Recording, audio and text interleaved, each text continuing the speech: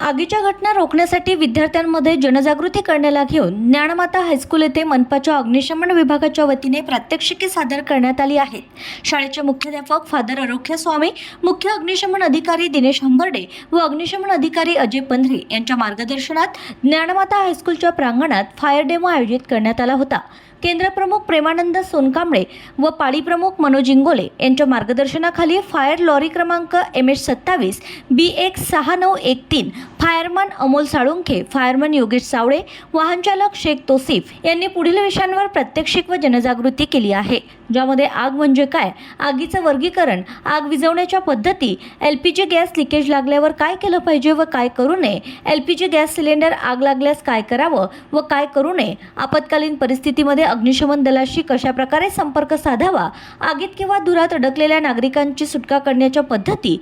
अग्निशमन यंत्राद्वारे प्राथमिक स्वरूपाची आग विझवण्याची कार्यपद्धती इत्यादी मुद्द्यांची माहिती देण्यात आली आहे. यावेळी ज्ञानमाता हायस्कूल अमरावतीचे मुख्याध्यापक, शिक्षक, इतर कर्मचारी, विद्यार्थी उपस्थित होते.